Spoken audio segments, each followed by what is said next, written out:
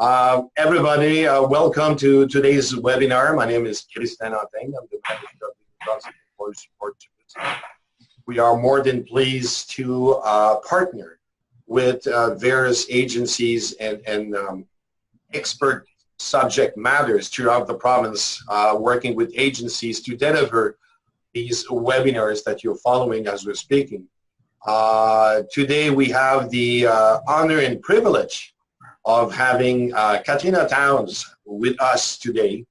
Catrina is a project coordinator for the Access to Employment Pilot Project with NBESS. She has over, doesn't look like it, but she has over 10 years of experience in job development field. She's been around, Catrina. She's a licensed to deliver training and employment, and she has an outcome or professionals level 2 certification, and maybe she could clarify or provide more information about her certification. And she's also a career development foundations trainer as well. Now, having said that, without any further comments or whatsoever, Catrina, I just want to welcome you and thank you for participating and being such a good player to deliver this webinar today. Once again, welcome, thank you, and the floor is all yours, Catrina.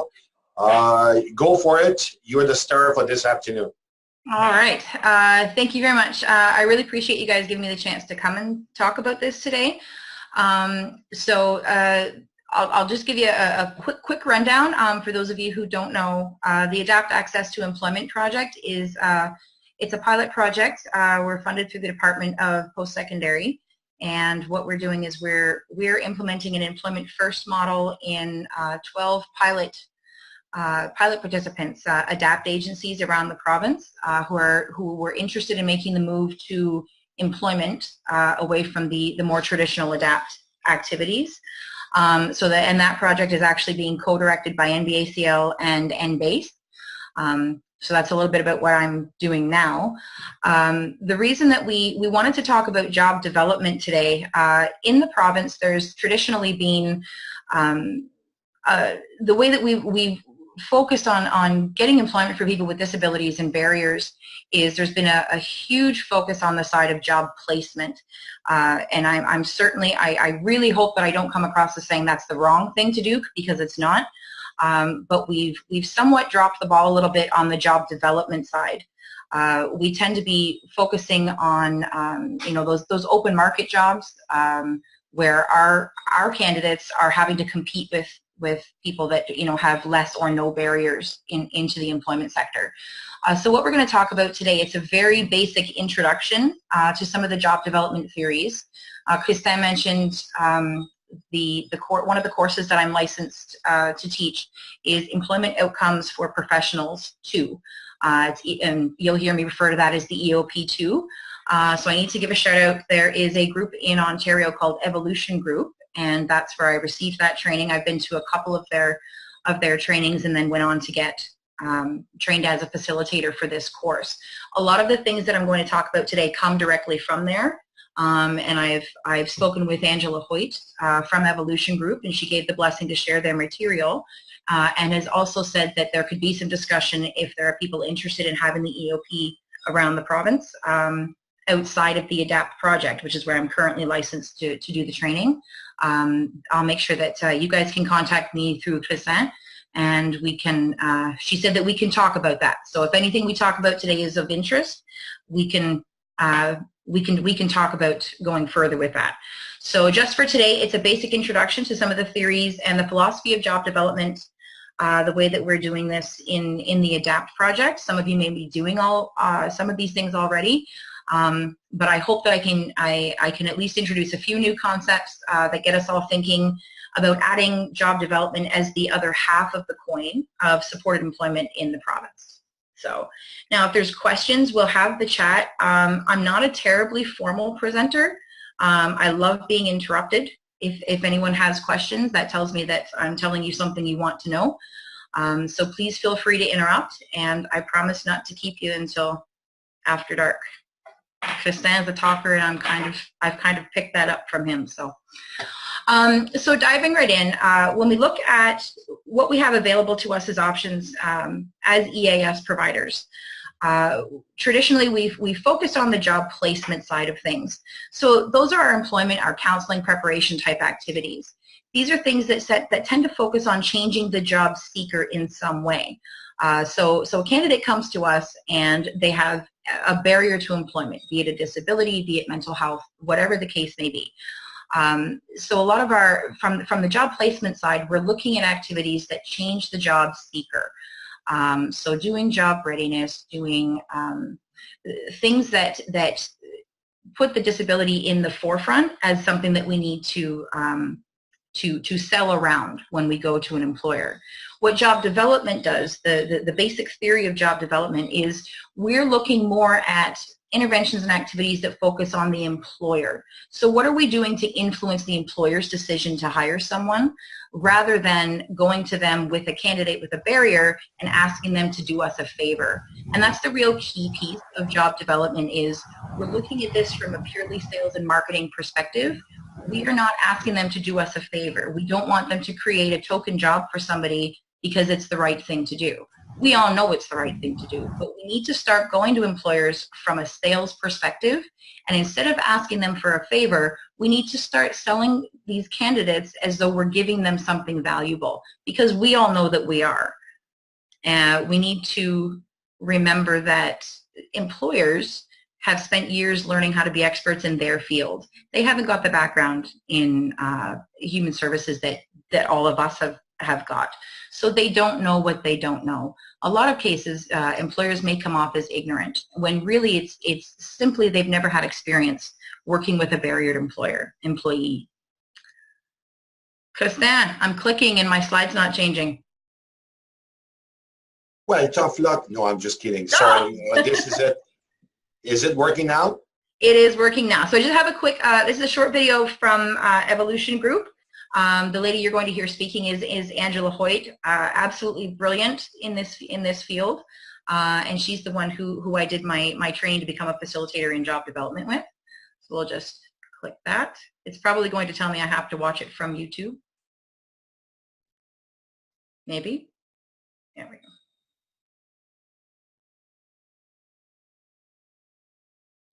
Is there sound? We're going to try to make some changes from our end just to add the sound. If not, we'll play it back. Okay.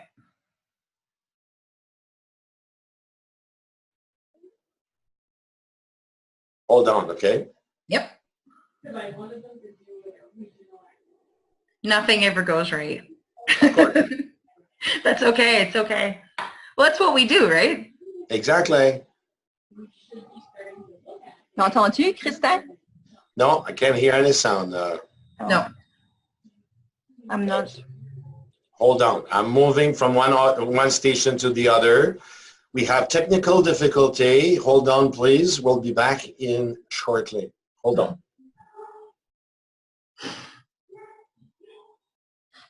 Welcome to the field of supported employment.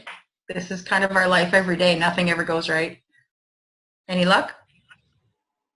I guess I'll have to thank Catrina, because there's just no way, shape, or form we can make the sound work for a reason or the other. We should have gone directly to YouTube to make it work. Is it possible for you to, can we still go through the video, but if somebody's talking, it ain't gonna do it's mostly subtitled. I can talk while we play the video because I know everything she says. Okay. So we'll just go ahead. We'll just go ahead and play it. Okay, perfect. Let's go ahead, Karin. Okay. So who's controlling now, Karin? Yep. Okay. I think I still have it. There we go. So like I said, Evolution Group, their theory of job development, they use the fishing metaphor. And one of my favorite lines from the training, we've all heard the whole idea of, teach a man to fish and you can feed him for a lifetime. So we look at the concept of job seekers, finding jobs. We're looking at having them, instead of teaching them to fish on their own, which is often the case with job placement. We have people that come in and they just need a few interventions. We teach them how to seek their own jobs. with the clients that most of us are supporting, we can teach them to fish all that we want. We can give them all the tools. Chances are they're not going to catch any fish. So what we want to do is talk about fishing with and for. So taking the clients that come to us with a barrier and assessing their level, where they are as far as being ready to enter the workplace. So this is how I said earlier, we're taking a look at, job placement isn't the wrong thing to do. It's absolutely necessary. That's the first step where we're doing assessment, we're doing the more of the employment counseling side, and then we're adding this second piece. So the other side of that coin is the job development side. And that's where we're going to be fishing with and for the candidates. And in order to do that, we need to start looking at job seeking as a supply and demand equation. So all of this, it's going to feel very strange to some of us because we're coming from human service backgrounds, and we are so used to pitching our clients and almost as though we're making excuses for or saying, well, this person is a great worker, but, so job development theory says that supply and demand is what we need to look at. And to get started, we have to be able to answer two basic questions. So we need to know who, which is our supply. So that's our clients. Who is coming in for services, and what is it that we have to do as service providers to move them into the labor market quickly and not only obtain jobs, but ensure that they maintain long-term employment. The other side is the demand. So how are employers being encouraged to hire people? We start with them, they come into our programs across the province, and we prepare them to go to work, and then we have to start taking a look at how are we encouraging the employers to take them on. So what I want to see happening with job development is we're stopping that whole practice of going in and asking for jobs and start approaching employers from the perspective that we have a valuable product and the employer is the consumer. So some of the obstacles that we tend to come up against as EAS across the province, we get stuck in planning. We plan and we plan and we plan. I know all of us in our offices, we probably have binders and binders of information about candidates, and we set action goals and we spend months and months, and then in a lot of cases we still end up with few jobs in some areas in the province. So that's a really big piece is talking about the allocation of resource and how we're expending our energy as job developers and employment counselors. The other, I think, main obstacle that we're coming up against is the perception of employability. So we are constantly fighting the perceived value of a candidate from the employer's perspective. And again, it's easy to get frustrated with employers, but we have to remind ourselves, they don't know what we do. We are the experts in providing services for people with barriers to employment. It's our job to change that perception. Employers often get stuck in a real versus ideal scenario of who is going to make a good employee, and often the very mention of a label, be it an intellectual, physical, mental health barrier, is enough to make them completely discount a candidate. But it's coming from a place, it's coming from a lack of education, and that's where we can really step in and fix that as job developers. I don't think any of us would argue that across New-Brunswick we have an unfortunate problem with duplication of services. I'm not going to tell you how to fix that today. That's a different webinar. And then we have to stop looking at our failures as a loss of investment. Failure for our clients, I'm very fond of saying that there's a dignity in failure. Every single one of us here today has had a failure in our lives. I don't think any of us has been successful getting every job we've ever interviewed for, but we tend to get into this bubble wrap philosophy where we're concerned that if a client fails, that that's a completely bad thing, and it's not. Failures are golden. They are opportunities to learn, and as service providers, we need to remember that and not pull back and overcompensate when we do have a failure. And then, of course, it's New Brunswick. So we have areas where there is a ton of jobs, but no bodies to fill them. And then other places we have a ton of bodies and no jobs.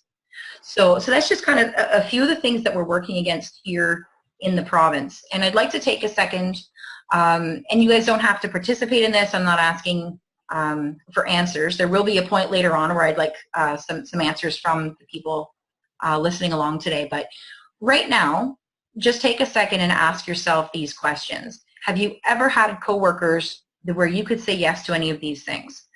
Chances are, some of you are going to check most of these boxes. I know I could check most of these boxes.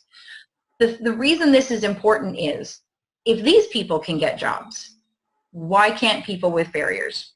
So are people with various types of disabilities or mental health barriers to employment often get told no because of these things. We're, they have impulsive behavior, or they have social deficits, they can't get along with other people. We need to stop looking at my video's in the way, give me 1 sec. We need to stop looking at, clients who may have some of these traits. So do the rest of us. So when we're going into a job development scenario, we don't have to go in there already ready to defend these things, because every employee in a building is going to be able to check off some of these. So we ask ourselves, how did those people who have these behaviors, our coworkers, our peers, how did they get their jobs? They're probably people that we work with who don't look fantastic on a resume, who don't interview well, but they could be fantastic in a practical situation. And if people can get jobs with all of these and no disability, it shouldn't be making a difference. So the basic process, and please stop me, please use the chat if I'm going along too fast. I'm being mindful of the time. But the basic definition of job development. So we're looking at the practice of securing employment for people who want to work but need support to gain access to and credibility in the labor market. Most of the time this is due to negative bias and a perception from the employer. And again, we'll talk more about how the steps to change that perception. But we're looking at actively engaging and building relationships. You'll hear me talk a lot this afternoon about relationship selling and building relationships with employers before we ever even talk about a specific candidate or individual that wants to work. So we're understanding the employer's needs and then influencing the decision to hire from when we do job development. I think there's a lag. I'm sorry if I keep stopping. So what we're doing is we need to look at this from a solution-focused perspective. So quality of job, not just quantity. Easy for me to say. Every one of us that has an EAS contract, we have targets. It's very easy to get caught up in checking those boxes.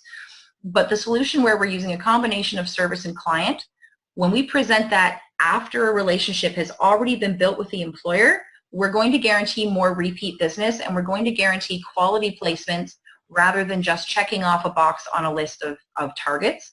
And by building quality relationship with an employer first and getting a candidate into a job that is good for them but is also fulfilling the real need of an employer, we're going to ensure long-term relationships with the businesses that we're working with.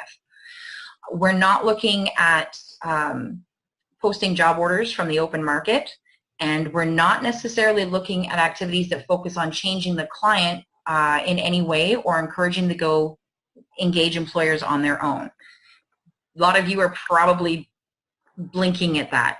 This isn't to say that we don't still do that as EAS providers, but from this perspective, when we're looking purely at job development, that's not a part of this activity. That is a part that is done in the employment counseling process, and the job development piece focuses strictly on the sale. So our primary role is to engage and influence employers to hire job seekers from a non-traditional pool. So in order to do that, we know this. I'm preaching to the choir here, I know. We go out, we're already, before we walk in the door, in a lot of cases, an employer will agree to a meeting with us, and just by knowing the title of our organization, they have already created a perception about the type of individual we're going to present to them. So job development, first and foremost, is getting over that that perceived value of the people that we're trying to support, and discouraging from employers from using hiring practices that screen out suitable candidates simply based on a bias. Yeah. And just some fun cartoons. So I said earlier that with Evolution Group, we use a fishing metaphor quite a bit. We look at job seeking like going out and catching fish.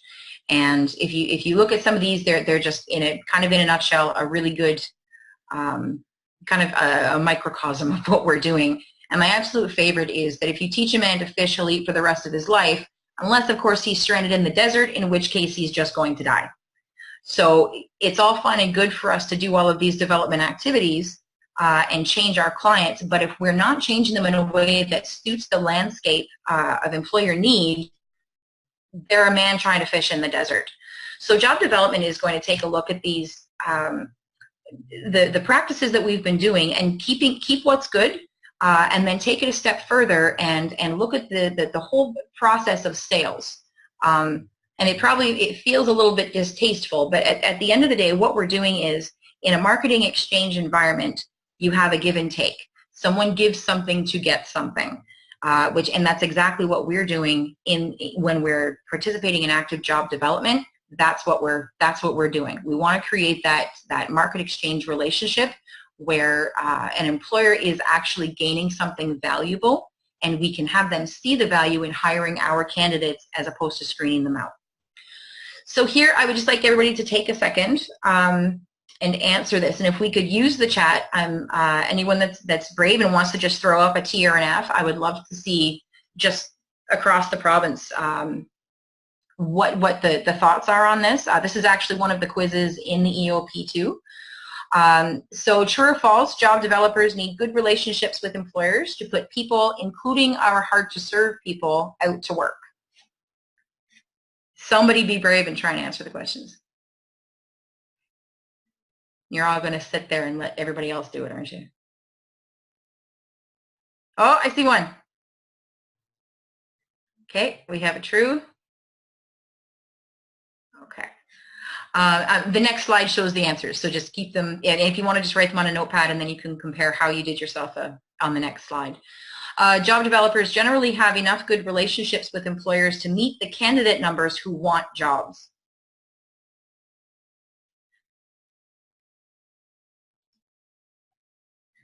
Okay. If an employer resists hiring from a job developer, it's generally because the candidate is not job ready. I'm really curious what our EAS providers around the province are going to say to this one. Okay. Oh, good. People are answering. Yay, thank you. It's terrible when you're facilitating something and nobody wants to participate. So thank you for not leaving me twisting. Job developers should look for one job specifically for each candidate to ensure the candidate gets the job that they want. Okay. Oh, we have a disagreement. We have a disagreement within the same organization. That'll be fun. You guys will have to talk about that after. The employer is the linchpin in employment, but the candidate is the job developer's primary customer. True or false?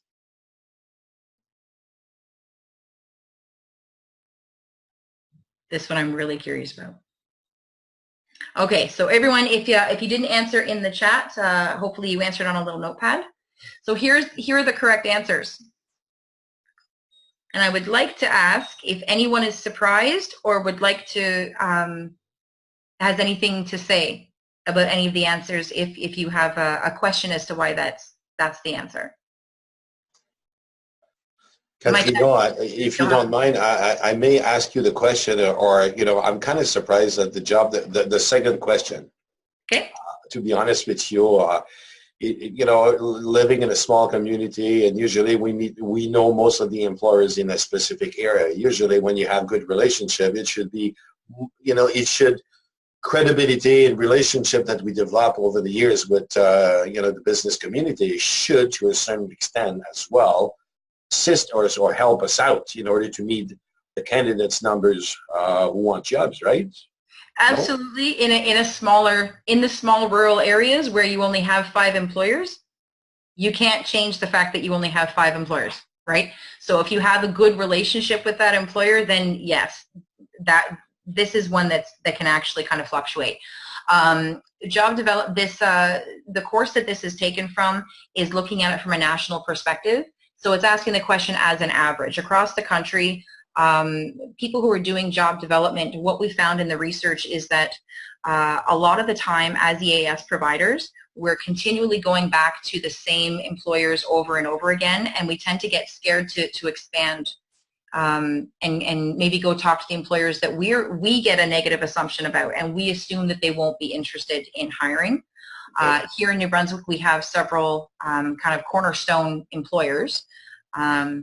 Without naming names, we have all had trouble with a couple of them at one time or another. And from a job development perspective, it's really key to make sure that we're approaching every single employer that we can and developing a relationship. When I say develop a relationship, I don't mean that we need to be going and pitching them specific candidates for jobs. What we need to be doing is making sure that they're just aware of us. And I think that's something that isn't necessarily happening for a multitude of reasons. We all have very large caseloads. We have a lot of people who are relying on us for help to obtain employment. But what we still need to make sure that we're taking the time to develop relationships with employers so they know who we are. If they know who we are and that we're interested in working with them and that we have individuals who are going to be valuable assets to their company, even if we go for a meeting and they don't have jobs, if they're aware of who we are, they might think of us, 6 months from now when they're ready to go hire. So that's where that one's mostly focusing. It's just, it's not that we aren't trying to sell to the employers, it's that we're not focusing on building those relationships and forget the selling. It's just making sure they know who we are. Catrina, this is an interesting point that you're mentioning right now, because one of the issues that NBESS has been dealing with over the past few years is that, we travel throughout the province, and New Brunswick is a small province, but when you have to travel from one place to the other, like Hamilton to St. Andrews or St. Stephen, it's a big territory, let's put it this way. And the issue that we've been having over the last few years, though, is that we meet an employer, we get them excited and the whole 9 yards and so on, and then they don't see us for a period of time. And, and as you said, it is so important to build and maintain, that relationship with employers. They need to know us, they need to remember us. A courtesy sometime, phone call, email, dropping in, and something like that, even if you don't have opportunities within their company or organization. I strongly believe that what you said is the key to success, because we're changing our approach. Instead of NBESS trying to meet every employer throughout the province, we're trying to focus on employers that we could make a difference and maintain that relationship and develop until they get on board to everybody's satisfaction. Let's put it this way, right? So. Absolutely, and there's a good portion of my weekly activities is simply building a database. I'm working on an inventory of employers around the province, and I will set meetings with them where I'm going in with no agenda whatsoever to sell a specific individual. I'm just going to introduce myself and what we're doing. So it's keeping yourself, and like you say, that follow-up is so key. I know it takes time, and I know we all need 27-hour days in this industry. It's not puppies and daisies. It's great to talk about this from an idealistic perspective. But that's a really key piece that I think a lot of us aren't focusing on, is simply having a relationship with employers, so that every time we call them, it's not necessarily us. I find sometimes when I call, and I find in the St. John region, if I may, it's really prevalent. I will call and I'll start, my opening pitch and introducing what I'm doing, and I can't remember the number of times that an employer says, "Oh, well, didn't I just talk to you last week?" Yeah.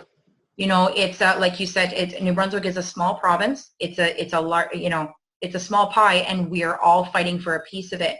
Job development allows us to go in, and we can all do this from a collaborative rather than a competitive approach. We can all do this in the same province. Because if we're doing this from a strictly job development philosophy, then it doesn't matter how many of us are approaching those employers, because not all of us are going to have a candidate that matches what that employer's needs are. So if we, when we look at the time that we're spending as job developers and employment counselors, I'd like everyone to just take a quick second, tally up your total caseload, and see how many of your total caseload would you put into each of these categories. So you've got people who are self-placers. For example, we have candidates that come in and they have a barrier, but they're very prepared. Their barrier is maybe not as significant as some others, and what they need is help with a resume, maybe help filling out job applications. We call those self-placers. So those are people that we can simply fish with. So we go down to the pond and we fish beside them, but they've got the rod, they're casting it out, and if they need help, we're there. But they don't necessarily need as much development as these categories. This is where I would wager the majority of your caseload is. So we have what we call JD1s and JD2s in the EOP2 course from Evolution Group. That's the label category they've given them. So these are people that we need to fish for. And a lot of our candidates fall into this category, and this is where we're doing job development. So when they come in, they're in that candidate development phase. So these are people who might come in who are not job ready, all right, but they want to work. And that's the key difference between this group and this group. The final group that we should be dividing our caseloads into is asking ourselves, can I fish with you? Should I fish for you? Or is it the right time to fish? We often have people come in, and this is looking at it from a cognitive model. So we call this motivation development. So when a person comes in the front door of our agency, following job development theory as outlined in this training, we want to target 3 things. We need to ask ourselves, are they motivated? Are they reliable? Are they dependable? If we can answer yes to those 3 questions, then we can do anything. We can move forward. So these 2 categories, these are your people who have what we call MRD right through the front door. We also come across candidates who don't. So we then as job developers need to ask the question, is this the right time for you to be doing this? And it's very hard as service providers for us to say no, because we want to help everyone, but we need to be realistic. And if a person is not motivated for the right reasons to go to work, our question should be, okay, how can I motivate you? Or is this something that's right for you to be doing? We've all had the candidates who come in because mom said I had to get a job. Yep. Or I'm on, some form of government financial assistance and I've been told I have to go look for a job. That is not a good candidate for job development. So we have to, this is actually property of Evolution Group, people who have taken the EOP2 course. We actually have these on laminated cards. So they're using a blended employment service model. So what we're doing is like I said earlier, this is not to talk about why job placement philosophy is wrong. It's to add the next step of job development. So if you look at the flow chart, this is what we're doing. The first thing we do, they come in the door, and we need to be asking, are they MRD? So is this person motivated to work? If they're not, or we aren't sure, then they go into that motivation and cognitive intervention phase, finding out, what is the lack of motivation. It may not be that they don't want to work or they aren't motivated. It could be fear. It could be that simply this person has never worked before and doesn't have a concept of what a job is. So it's hard to answer, yes, I want to work if I don't know what work is. So we go, we send them down this process. When we hit the point that they say that they are motivated and want to continue, we put them up here into our bubble of employment counseling and then developing. If they say no, as responsible service providers, we have to answer, we can't fix everything. We are never going to have 100% success. And I think as service providers, we need to really start being realistic about, if someone says, I don't want to work, we need to accept that. So in this, so this is where we get into our candidate development stage. So this is traditionally where EAS, where we're spending a lot of our time. We're doing needs assessment. We're looking at options for barrier reduction. We move into career exploration. In Evolution Group, in their courses, they refer to it as job tasting. Here in the province of New Brunswick, we often call it job shadowing, and it's absolutely vital to successful placements. And then, taking a look, does the person have work experience? Are we looking at needing job coaching and mentoring? And all of these people can be put into, low, moderate, or high intervention need scale. So what we're doing after we've got our employment counselors who have our candidates developed and ready to go, that's when the job development piece starts. We're taking a look at, is this person a self-placer? Are they a JD1? Are they a JD2? So these, like I say, I think most EAS around the province, I would say the majority of our caseload is probably falling in here. And this is where we're doing the development. So getting into the actual, that kind of the nuts and bolts of job development as a theory. Like I say, the first thing we're looking for is, are they MRD? Are they motivated to work? Are they reliable? Are they going to show up every day they're supposed to show up, even if, mom can't drive me, or, whatever the case may be. We all deal with individuals who are motivated and reliable, but the family members who are supporting them are not. So we do have to take all those factors into account. Are they dependable? Are they going to stay on an assigned task? If not, is that something that we can change with an intervention? Is this something that we can address by putting a job coach in place? Or is this something that's never going to change? Once we have determined that a person is motivated, reliable, and dependable, we have to ask ourselves the very real question. If we're looking at an individual and saying, where do you want to work? In so many cases, our clients are coming to us with no work experience. We're asking them a question that's almost impossible to answer. I have, a real-life example right now. I have probably 15 candidates as part of the ADAPT project who want to go work at the superstore. They have no idea what it means to work at the superstore, but mom, dad, sisters, brothers, cousins, uncles, dog works there, so they want to go work there. But they really have no concept of what it's like. So when we're looking at job matching as a start to the job development process, we need to look at it almost, it's almost like finding a romantic partner, right? When we go out, you're single, you're going out and you're interested in finding a partner to share your life with, we don't go and start reading up on the conditions of the relationship market, right? There's no place where we can go and say, I'm looking for a partner who checks off all of these boxes. There's no place to go and look for that. When we want to date, we go out and we date. And we need to start taking a look at job development from the same perspective. When we start dating and gaining experiences, that's how we start deciding what we like and what we don't like.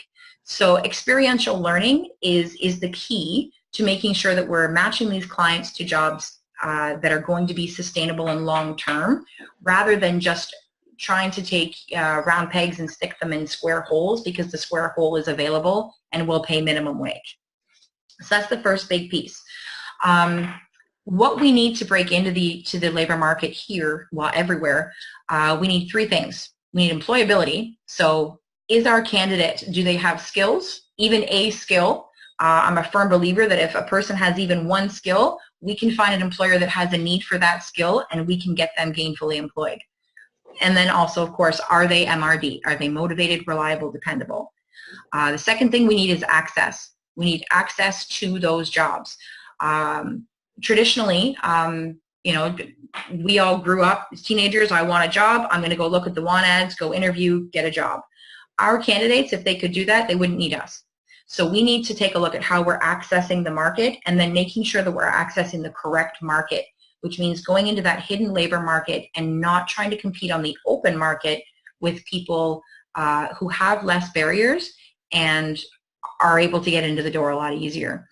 And then credibility. Our clients, unfortunately, once an employer hears that they have a disability, their credibility has dropped with that employer.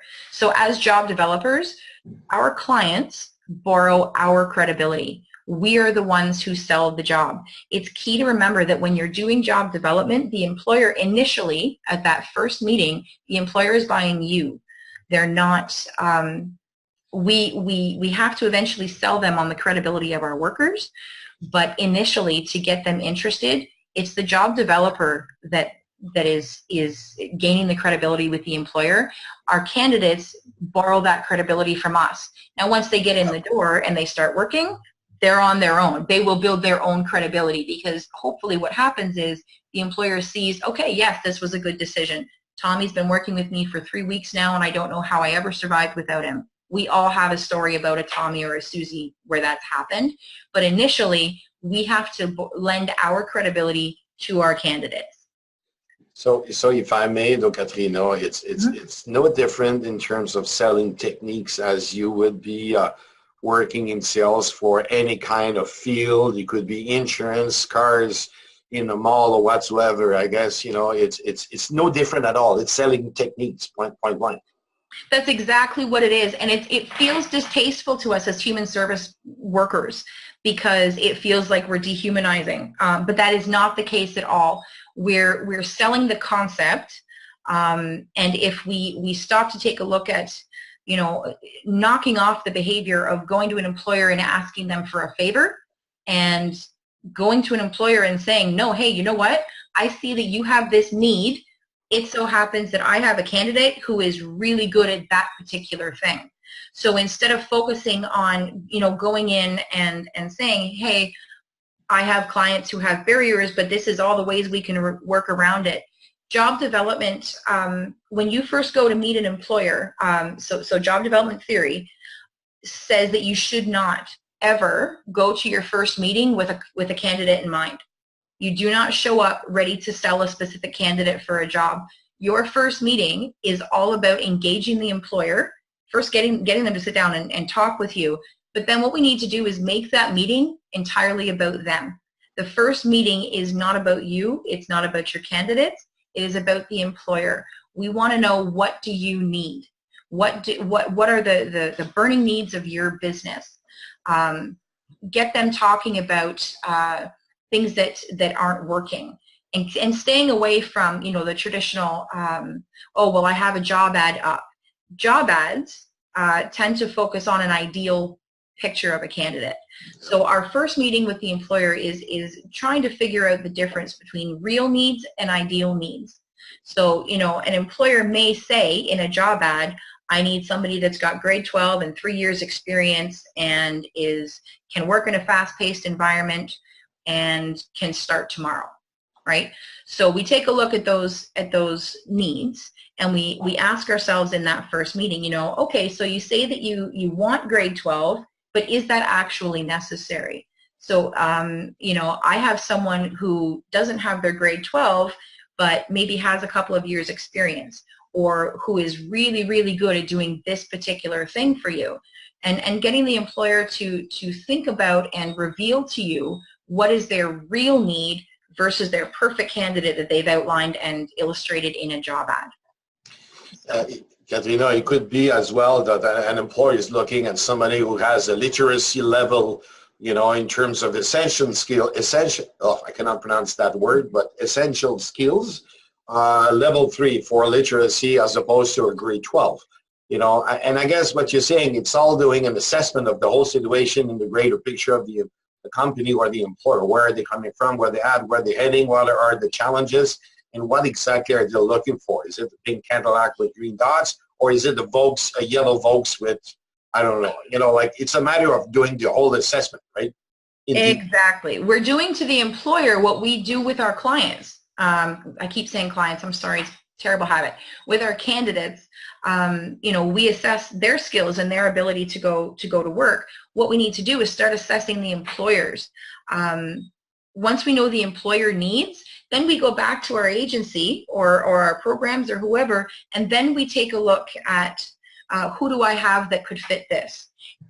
And it's really, really scary to think about, but sometimes it is okay to call an employer back and say, hey, you know what? I haven't got anybody for you that fits that, but let's check back in a couple of months. Yep. That's going to build credibility. That is the kind of credibility that we build with the employer that our candidates can't build for themselves. So now this, when I deliver this course with the ADAPT groups, it's a 2 or 3 day intensive training. You know, the binder is this thick. Wow. It's huge. So you know, we're fitting this into a quick intro, but I wanted to share just to maybe kind of get people interested in the next step and actually practicing job development. So the steps so what Evolution Group uses in their model, we have 4 steps. They're always in this order. We do not deviate from this. It is tried and true. And this is how we go with every single employer. And keeping in mind, we're developing employers, not candidates. This is job development, not career counseling. That's a different webinar. So we've got step one is prospecting. So in the evolution group model, what we're doing is we are looking, exactly what it says, we're prospecting. We are going out, we are looking for employers. We're looking for employers that have needs that we think we might be able to fill. In a lot of cases, it's just going to employers that we've never spoken to before, and I've had great success even just calling an employer up and saying, hey, you know what, this is me, this is what I do. I know nothing about your business or your field of work. Do you have 15 minutes? I'd love to learn a little bit more about it to make me better at my job. Dozens of meetings have started that way and ended in a job. So step one is prospecting, right? We're trying to find. It's about finding the employer who has a hiring need that we can fill. And in the course we use an example of lamps, right? So in the prospecting phase, what we're doing is, if I was a factory that built lamps, I'm not necessarily going to go and market someplace up north during the time of year where the sun is out, almost 24/7. They don't need my lamps, right? So what I'm doing here in this prospecting phase is taking a look at the landscape around me, knowing a broad overview of the candidate database that I have, and then thinking in my head, okay, if I go here, there's a good chance that they're going to give a list of needs that I can fulfill with somebody from my list. So that's the prospecting phase. Needs analysis. This is the most important piece of job development. It is all about making sure we're communicating in a way that we can understand what they need so we can eventually sell. We don't go to initial meetings with with employers selling a specific candidate. We need to find out what they need first. Again, with the lamps, I'm not going to try and sell a lamp to somebody who has 1,000 lamps already in their living room, right? So this is where we have to be extremely active listeners. We need to be engaged in asking, probing, investigative questions. This is the phase of job development. When we're asking these questions, this is where we often start getting the objections. So finding out their need tells us how to answer the objection and eventually move on to a sale. So this is where we've done the need analysis. We find out what they need. Selling is the step where we can then present a solution. And the solution to that need is our candidates. So they've told us what they need. We go back and talk with the employment counselors, or in a lot of cases we're wearing both hats.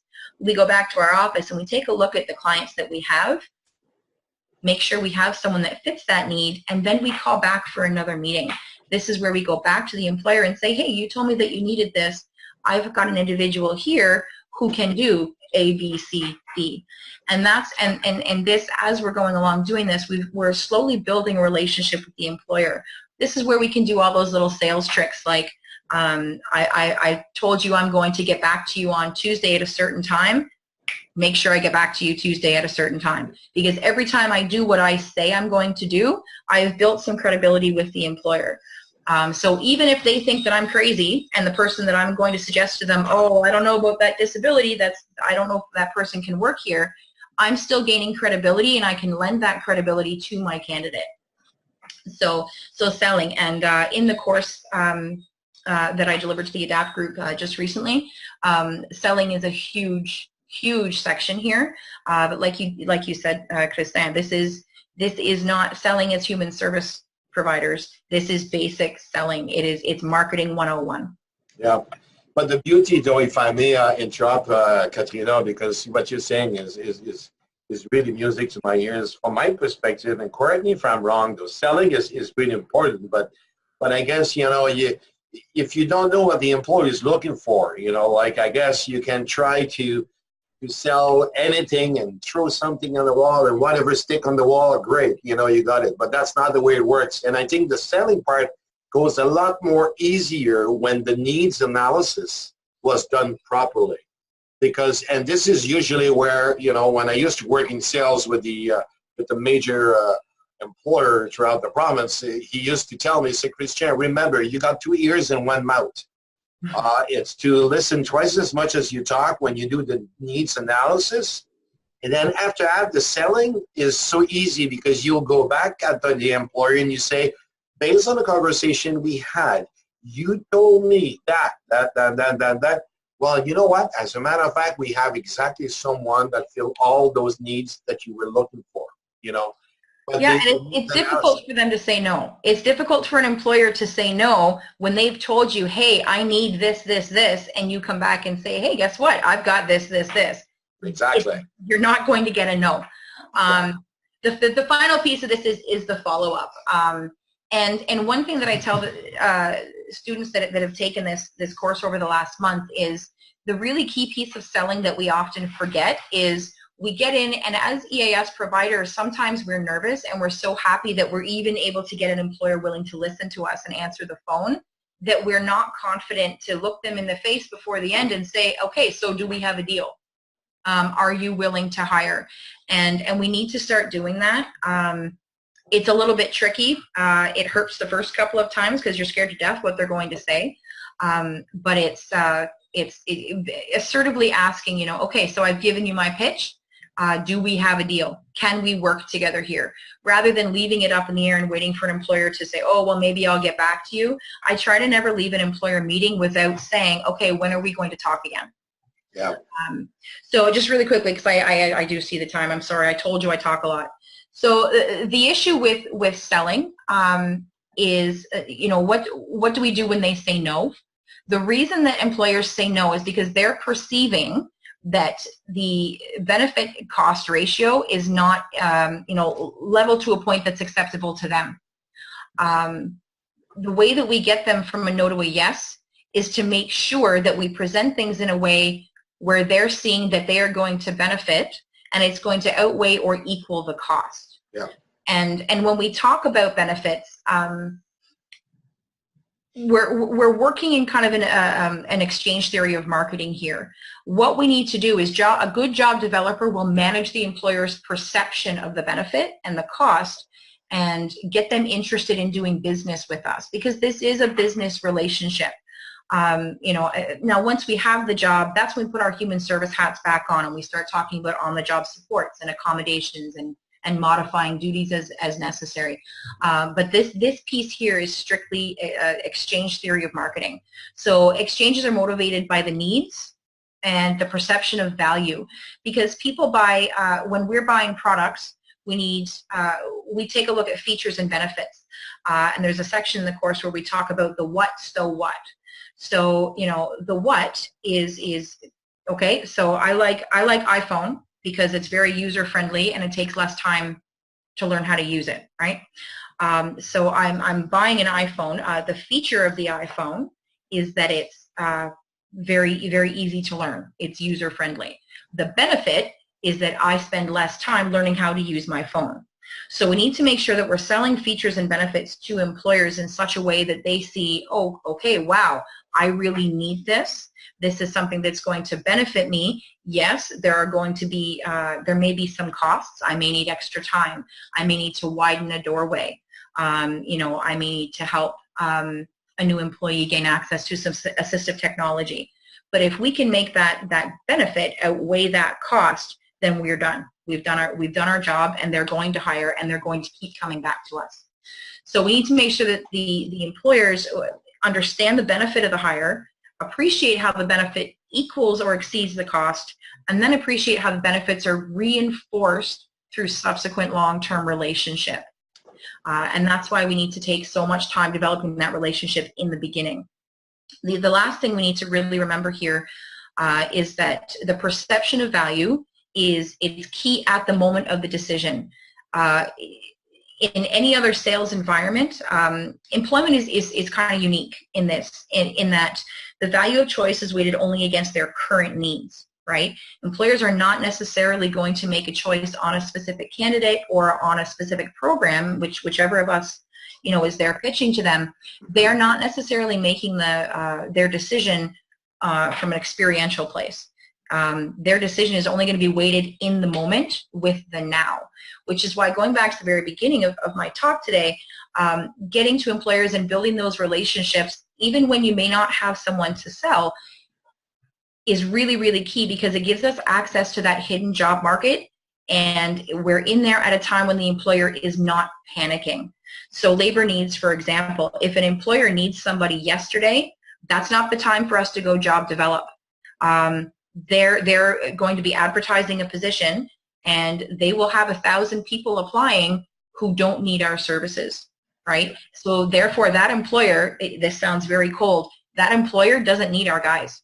They don't need our candidates, because from a strictly business perspective, they've got loads of candidates that they don't have to do any work to hire. And that's what we're fighting to get around. But if we go in and change their perception of value before they're in a situation where they're actively hiring, they'll be more flexible. An employer's flexibility increases as their need, their immediate timing needs decrease. So relationship building is the key to job development, and already having a Rolodex full of employers that already know who you are, right? Now the last piece, and I know we've run over, I'm really sorry. But like I said, you guys can contact me. This is a very intensive, lengthy course that Angela from Evolution Group has said that we can discuss opening access to that outside of the ADAPT project. So, but any of the things that I've talked about today, I love to chat. I love to share information. I would like to see EAS across this province busting out of the silos that we've been in and starting to work together. So I'm all about sharing information if anybody wants to get in touch. That's it. Catrina, me, I will ask the first question, and while I ask you the question, I will invite the participant to use the chat if they have any questions or comments or whatsoever. But Catrina, if I may, though, I've seen a lot, or I heard a lot of times through from some ES throughout the province, is that, well, I don't have any background in sales or like in business and so on. It's really difficult for me to work as a job developer and so on. It's not natural for me. Is it a true statement, or is it something that they can overcome just with that training as well? Let's put it this way.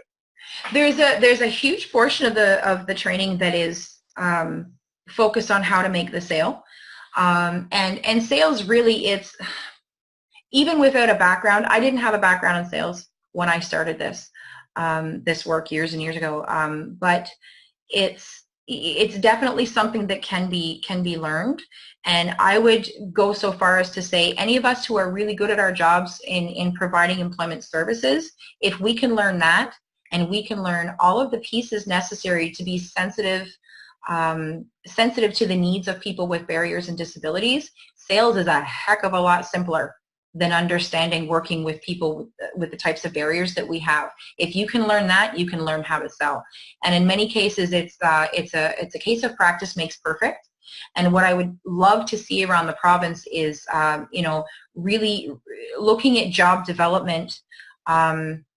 There's no reason why we can't have, if somebody is part of a program who is really amazing working one-on-one with clients, someone who's really good at assessing skills, that's your employment counselor. We need to start looking at, job development really is a separate piece to this, because it's separate methods, it's different, it's a different philosophy. It's the less human, I say it's the less squishy side. But you know what, I would go as far as saying is that it is looking at employment with a different lens, like from the client's perspective versus the employer's perspective. And it's totally different, like when we, especially doing the assessment, I guess it becomes something easy along down the road, if I may share what you just said early on, that it's something that can be learned.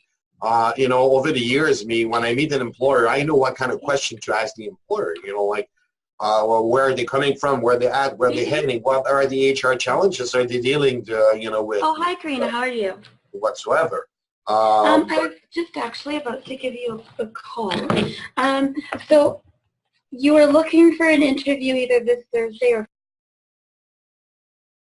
That was interesting. I thought somebody was trying to ask you a question. That's kind of neat. But having said that, I strongly believe that, you know, it can be done, but it's all a matter of with practice. And I like the suggestion, Catrina, and I think we're going to bring that to the ES network about, you know, the possibility of allowing the ES network to participate into this job development program. I think this is something that could be quite interesting and to everybody's benefit as well, because let's face it, there's not two EES contracts that are the same throughout the province, right? Everybody has different contracts. But having said that, the challenge to find meaningful employment is always challenging for a lot of EES because they don't have the expertise, they don't have necessarily the know-how. The job counseling, you know, they are the best of the best of the best in doing that because they master that trade, you know, easily. But if their contract never asks them to do a little bit of job development, that could be a different story and you know, and major challenges for them.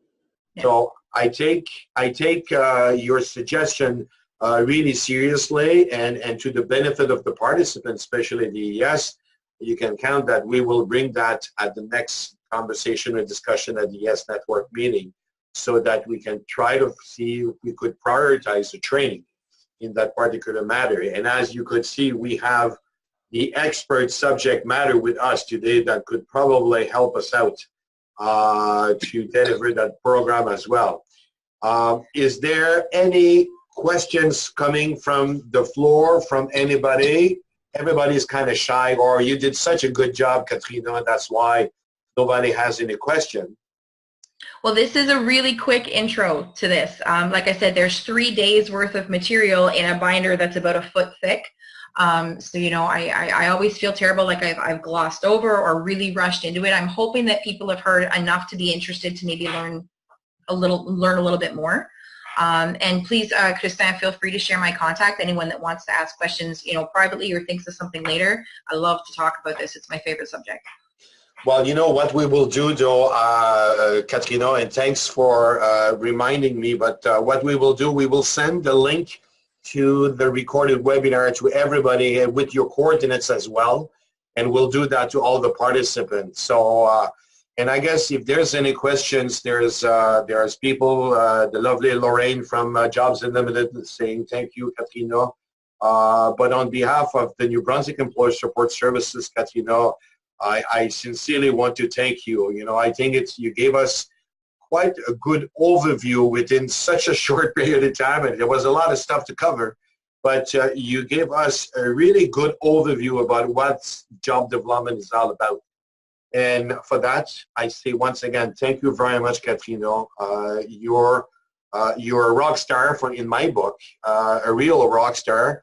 Having said that, we would like to thank everybody who did participate in the webinar today. As you can see on the screen, we're just, there's a webinar alert. We're having another webinar sometimes, well, actually next week, June 26th, with Neil Squire, Make Technology Work to increase productivity. It is more designed for employers, if I may call it this way. But everybody is invited to participate. So once again, we will send the invitation via Eventbrite to everybody. And if you are interested, feel free to participate.